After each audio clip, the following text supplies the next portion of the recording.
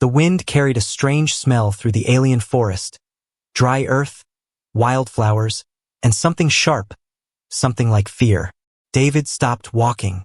He felt it in his bones first before he saw anything. The jungle was too quiet. Not the normal evening silence before nightfall.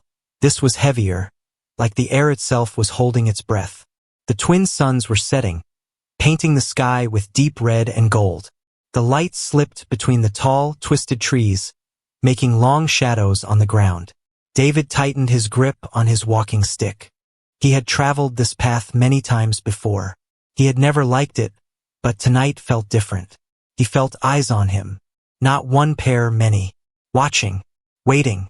Then came the sound. A soft whimper, weak, like a cry that had almost given up. David turned toward the sound. His eyes scanned the thick bushes. At first, he saw nothing but shifting leaves in the fading light. Then, slowly, two golden eyes appeared in the dark. They were small, close to the ground, and trembling. David took one careful step closer. Out of the shadows crawled a small creature, thin as a stick, ribs showing under dirty striped fur. It had pointed ears that twitched nervously. Its tail hung low like it had no strength left. The creature was clearly young, a cub. But what made David pause was its face. It wasn't fully animal. Its eyes were too bright, too smart, too human. They carried fear, hunger, and something that looked like hope all at once. The cub stumbled forward and stopped a few feet away. Its golden eyes locked on the food pouch tied to David's belt. David froze. He remembered the warnings from the village. Never go too deep into the jungle, they had said. The queen hunts there. She kills anything near her cub. Anything. He had laughed it off then. But now, standing in the half-light with this shaking cub before him, the words didn't feel so funny. The cub made another sound.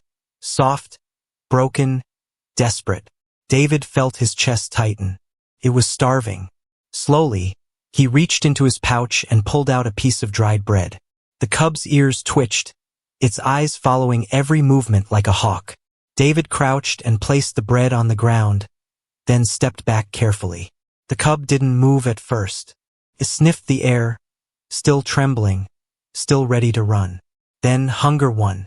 It rushed forward and began eating fast, almost choking in its hurry. David watched silently. That's when the forest changed again. A new sound rolled through the trees. A low, deep growl. David froze. The cub froze too, ears shooting straight up. The growl came again. Closer this time. It wasn't the sound of something small. It was deep enough to feel in the chest.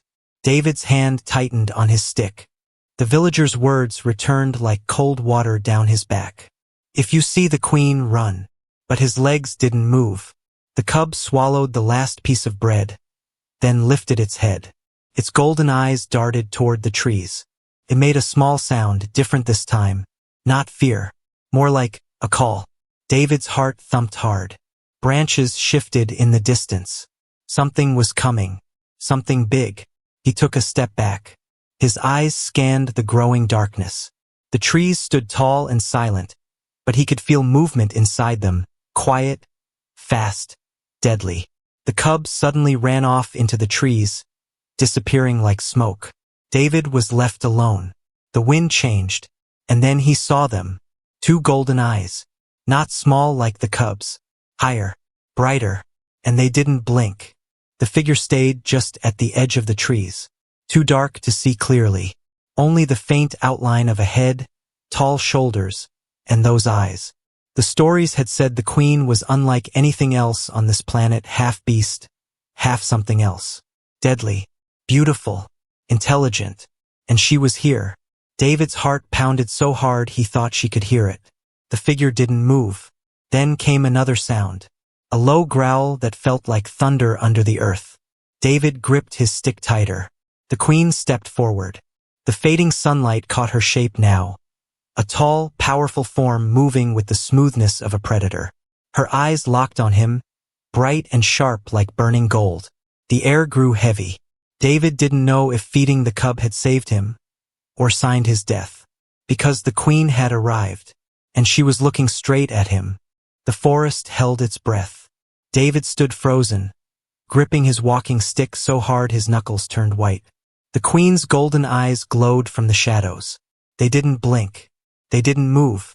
They only stared at him, cold and sharp, like twin blades in the dark. David felt a chill crawl down his spine. He had heard stories about her, how she could cross 20 feet in one leap, how hunters had vanished without a trace in these woods, how even wild beasts gave her path a wide space. And now she was right here. The cub was gone. It had disappeared into the undergrowth, leaving only broken twigs behind. David could still hear its tiny footsteps fading in the distance. But the queen stayed silent, watching him. A faint breeze shifted the branches, and for a moment, David saw more than just her eyes. She was tall, taller than any human woman he had seen. Her body moved like flowing water, strong yet smooth, each step deliberate. Stripes ran down her arms and legs like fire painted on muscle. And her face, it wasn't fully human, but it wasn't fully beast either. It was something in between. Beautiful, deadly. Her golden eyes never left his. David's heart hammered. He wanted to speak, to say something, anything. But what could he say to a creature like this? Would she even understand? The queen stepped closer. David didn't move. The ground seemed to tremble under her weight. But she didn't charge.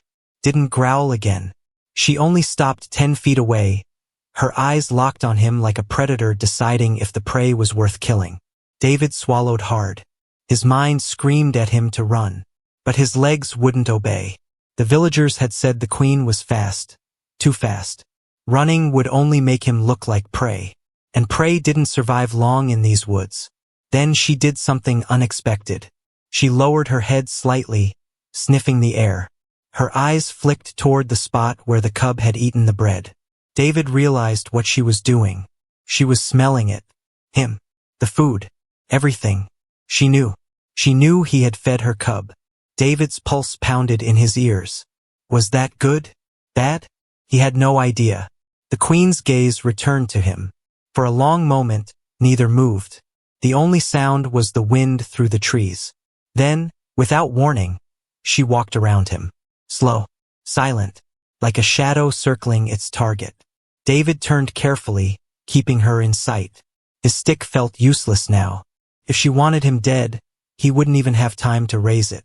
But she didn't attack. She just kept circling, watching him with those unblinking eyes. David realized she was studying him. He didn't know what she saw. A threat? A fool? Or something else? Finally, she stopped again, this time behind him. He could feel her eyes on his back like the heat of a fire. Every instinct told him to run. But something deeper, something older, told him to stay very, very still. The queen's growl came low and soft this time. Not the angry roar from before. More like a warning. A test. David didn't move. The queen waited. Then she did something stranger still. She walked to the tree line, stopped, and looked back at him. Her eyes glowed faintly in the dark. And then, she vanished into the trees. Gone. David stood alone, breathing hard. His shirt stuck to his back with sweat. His heart felt like it had run a mile even though his feet hadn't moved. The forest seemed to wake up again. Insects hummed. Distant birds called. But David didn't relax. Because he knew this wasn't over. The queen had seen him, smelled him, judged him, and she hadn't killed him. Yet, that meant something. David didn't know what, but deep inside he felt the truth. She would come back. The night in the alien forest felt heavier after she left. David stood still for a long time, his heartbeat slowing little by little. The queen had circled him like a predator choosing not to kill, for now. That was what made it worse. Death would have been quick. This was something else. When he finally turned to leave, the sky was almost dark. Twin moons were rising above the trees, casting pale silver light over the jungle. He began walking back to his camp. But he didn't get far. Something moved behind him. David froze. Branches shifted softly. Footsteps. Light but heavy enough to feel on the ground. Not the cub. No, these were slower. Controlled. He turned. And there she was again. The queen. She stepped out from the shadows with the grace of flowing water, her golden eyes catching the moonlight. The tall trees seemed small around her. Her fur glowed faintly, stripes like fire under the silver sky. David's breath caught. She was closer this time. Too close. He gripped his stick tightly but didn't raise it. The queen stopped a few feet away. Her eyes studied him again, sharp and unblinking. For a long moment, there was only silence. Then she spoke. Her voice was low, smooth, but with a growl beneath every word. The language was strange yet clear enough for him to understand. You fed my cub. It wasn't a question. It was a fact. David swallowed. Yes. Why? The single word cut through the air like a blade. David hesitated. What was he supposed to say? Because he felt sorry? Because the cub looked so hungry it broke his heart? Would she even understand mercy? It was hungry, he said simply. The queen tilted her head slightly, golden eyes glowing brighter. No human feeds what it fears, she said slowly. I wasn't afraid, David lied. The queen stepped closer. Close enough that David could see the faint scars across her arms, the way her muscles moved under her striped skin, the faint glint of sharp teeth when she spoke. You should be, she said softly. David's mouth went dry. The villagers had called her many things. Demon, hunter, shadow of the forest. But now, standing this close, David didn't feel like she was only a killer. She felt more, like someone carrying a weight too heavy to share. The queen looked past him toward the trees where the cub had vanished. Her eyes softened for the briefest moment. He is my only one, she said quietly. The last of my blood. David said nothing. He didn't move. She turned back to him. Humans hunt us, she said. Your kind comes with fire and guns. They kill mothers, cubs. Her voice hardened. Why are you here? David shook his head.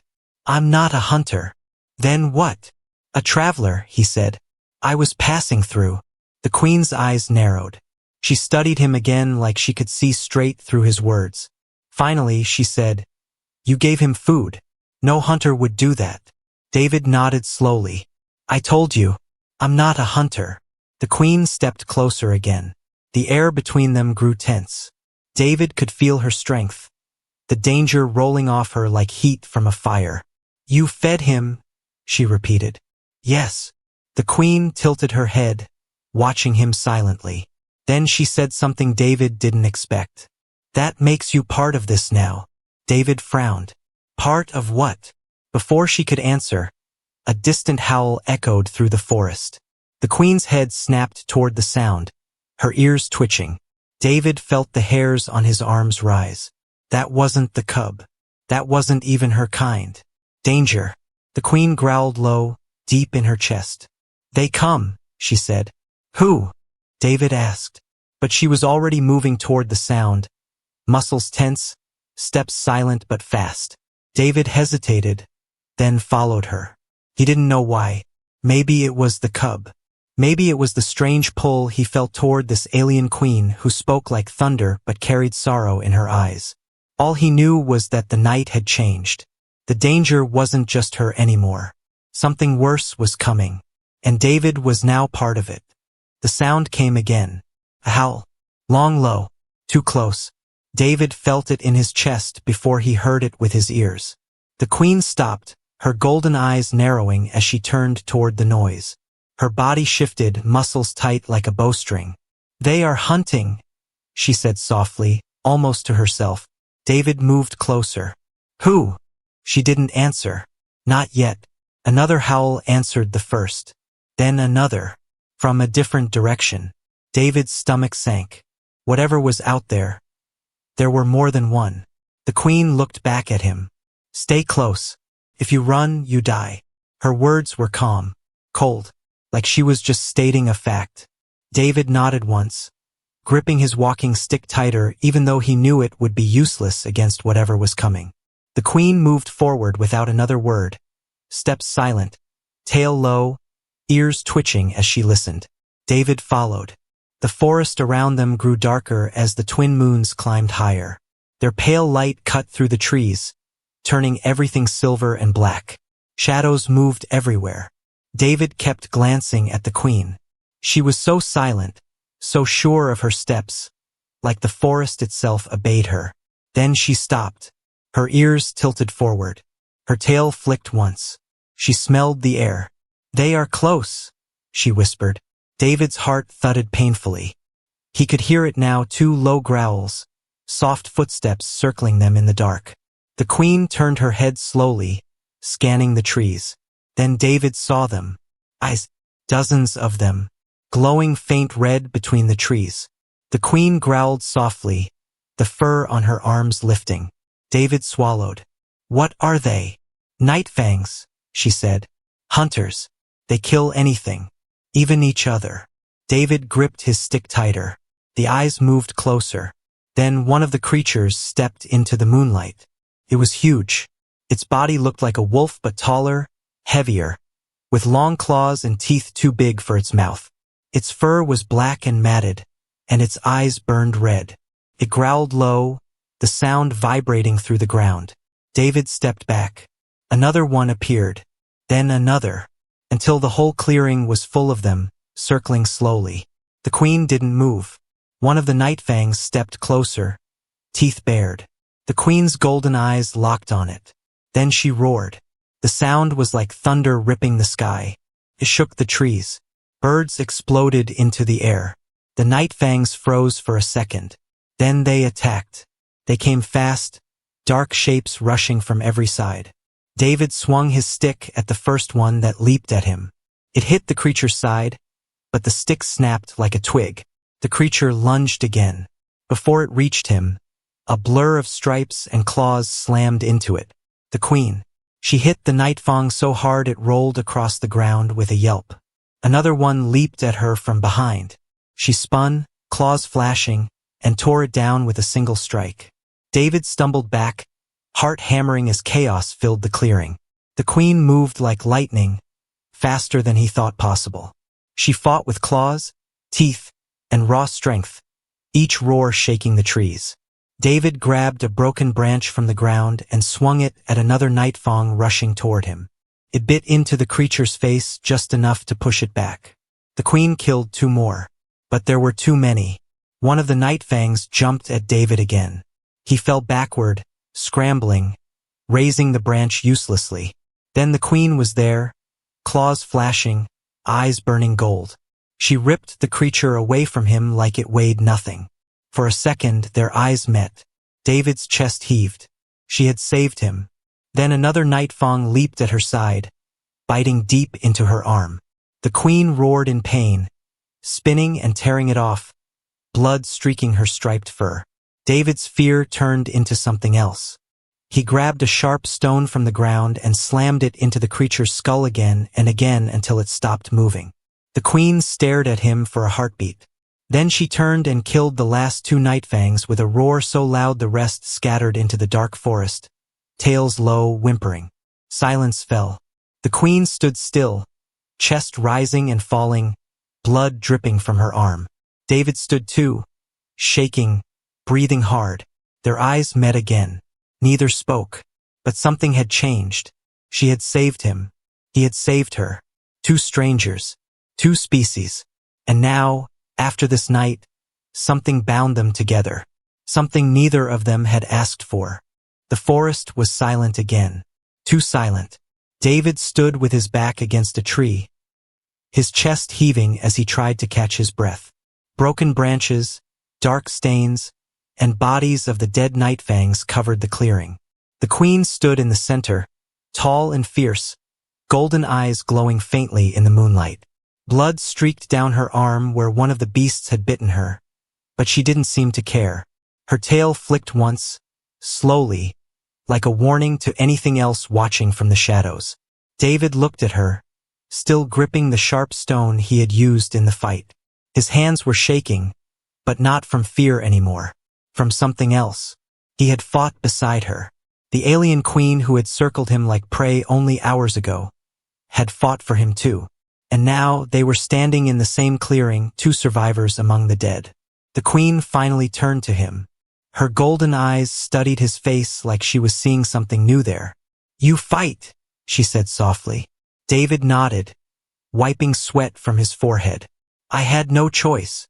She tilted her head slightly. "Most humans run."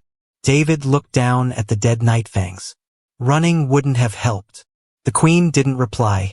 She stepped closer, her movements slow now, heavy, like the battle had taken some of her strength. David noticed her arm again. The bite looked bad. "You're hurt," he said carefully. She glanced at the wound but didn't seem concerned. "It will heal." David wasn't so sure. Before he could say anything else, a sound made both of them turn sharply. A crack. From the direction of the village. The queen's ears tilted toward it. Her body stiffened. David felt a cold weight in his stomach. It wasn't the Nightfangs this time. It was something worse. Humans. More voices now. Men shouting, branches breaking under heavy boots. And lights. Lanterns bobbing through the dark trees. Getting closer. The queen's golden eyes narrowed dangerously. "You're kind," she said softly, almost like a growl. David shook his head quickly. "No, I didn't call them." She didn't answer. The lights grew brighter. David's mind raced. The villagers. They had warned him about the queen, about her cub. They said she was dangerous, cursed. But now he saw the truth. She wasn't hunting them. They were hunting her. The first man stepped into the clearing, carrying a long rifle. He froze when he saw the bodies of the Nightfangs. Then his eyes locked on the queen. "There she is," he shouted. "Kill her before she runs." David's chest tightened. The queen's claws flexed. Her tail lashed behind her. More men ran into the clearing, guns raised, faces hard. The queen stepped back slowly, muscles tense, ready to fight. David moved in front of her before he even thought about it. "Wait!" he shouted. "She's not attacking anyone." One of the men looked at him like he had lost his mind. "Move aside, David. That thing killed 3 hunters last season. It's a monster." David shook his head. "No, I saw what happened. The hunters came into her land. They tried to kill her. She was protecting her cub." The men didn't lower their guns. The queen stayed silent, golden eyes watching everyone. Her body ready to spring like a coiled trap. "She's dangerous," one man snapped. "And that cub, if it grows, it'll be worse than her." David's hands clenched. He thought of the cub's golden eyes, the way it had eaten the bread so desperately, the way it had run when danger came. They were going to kill them both. "Listen to me," David shouted. "She killed the Nightfangs. She saved me. But the leader cut him off. "Move, or you die with it." The clearing went silent. The queen's eyes flicked toward David. She didn't speak, but he understood. If he moved, they would kill her. If he stayed, they would kill him too. David's chest rose and fell sharply. He looked at the men, their guns ready. Then he looked at the queen. She was bleeding, tired, but still proud, still fierce. And the cub, somewhere out there, hiding, alone. David took a deep breath. "No," he said quietly. The men froze. "What?" "I said no," David repeated louder, stepping closer to the queen. "You'll have to shoot me first." The leader's eyes narrowed. The queen watched him silently. For the first time, David saw something new in her eyes. Not suspicion, not anger, something almost like respect.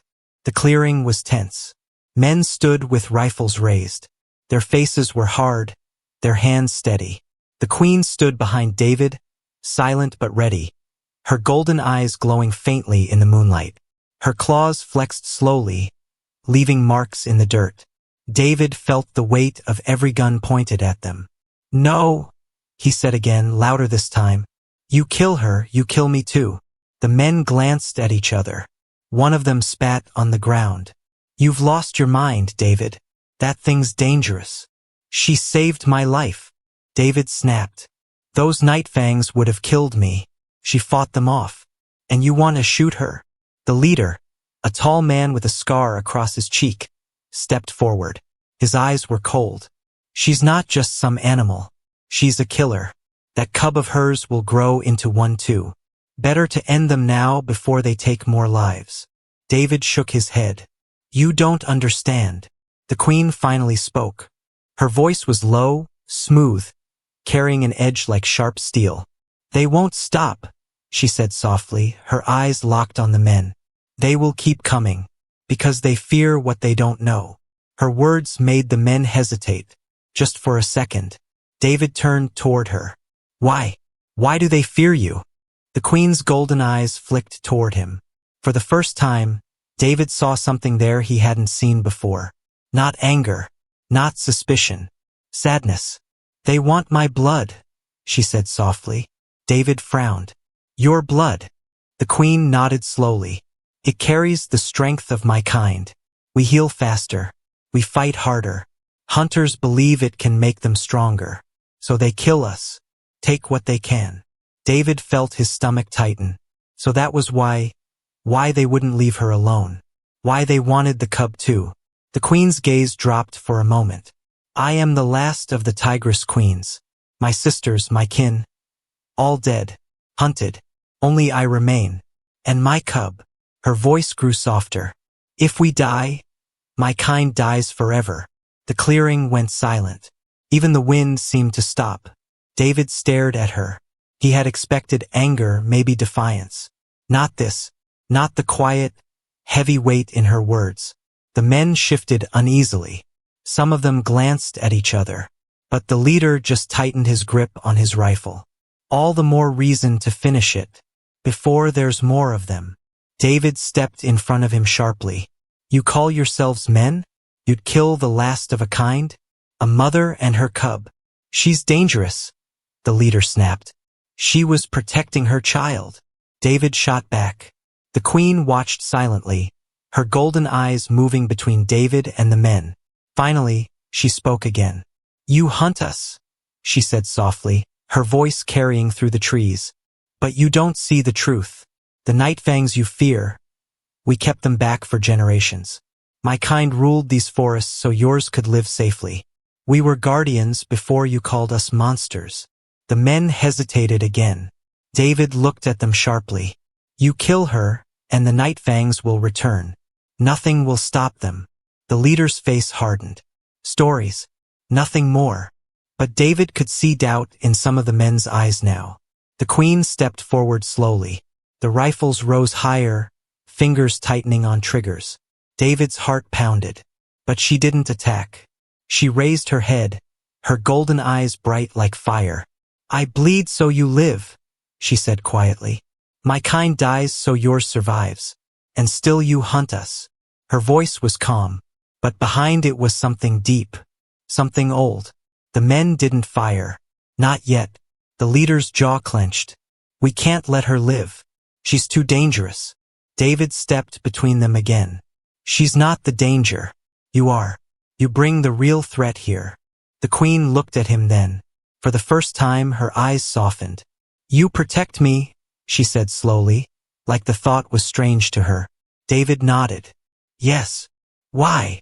David glanced at the men, then back at her. Because someone has to. For a long moment, the queen just stared at him. Then she said softly, You will die for this. David didn't move. Maybe, but not tonight. Because in the distance, another howl rose through the forest. Louder, closer. The queen turned sharply. Her golden eyes narrowed. They come again, she said. The night fangs. And this time, there were many. The howl rose again. This time it was closer, louder. David felt the ground tremble under his boots. The men holding rifles turned toward the sound, faces pale now. The queen's golden eyes glowed brighter in the dark. She didn't move, but her tail flicked sharply, muscles tightening like a coiled spring.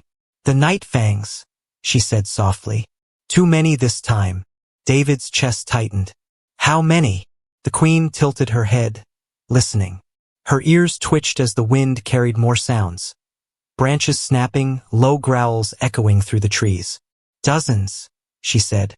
The men cursed under their breath. Their leader tightened his grip on his rifle. We have guns, he said quickly. We can hold them off. The queen's golden eyes turned to him. You can't stop this many. Not alone. The leader glared at her but said nothing. Another howl answered the first. Then another. And another. The forest came alive with glowing red eyes moving between the trees. David's stomach dropped. There were too many. Far too many. The queen stepped forward slowly, her striped body tense but steady. They come for me, she said. But they will kill everything in their path. Even you. The men raised their rifles nervously, aiming toward the tree line where the eyes grew brighter. The queen turned her head toward David. Take the cub, she said. David blinked. What? My cub, she said again, voice low but firm. Find him. Protect him. If I fall tonight, he must live. David's chest tightened. You're not going to fall. The queen didn't answer. Her golden eyes stayed on the forest, on the red glow moving closer every second. Then the first nightfang stepped out. It was bigger than the ones before. Its shoulders were wide, its teeth long and dripping, its eyes burning red like fire. It growled, low and deep, the sound shaking through the clearing. More followed behind it. Dozens. The men raised their rifles higher. Hands shook. The queen let out a roar so loud it cracked through the trees like thunder. The nightfangs charged. The clearing exploded into chaos. Gunfire roared as the men fired into the charging beasts. Bullets tore through the first wave, dropping several nightfangs, but more came behind them. Too many. The queen moved like lightning. She met the first beast head-on, claws flashing, teeth tearing. One nightfang went down under her weight. Another leaped at her side, but she spun, ripping it apart before it touched her. David grabbed a fallen rifle from the ground. He had never fired one before, but he aimed at the nearest nightfang rushing toward the men and pulled the trigger. The shot cracked through the air, sending the beast spinning into the dirt. The leader shouted orders, firing again and again, but the nightfangs kept coming. One of the men screamed as a beast dragged him down. The queen roared and slammed into it, saving the man before it could tear him apart.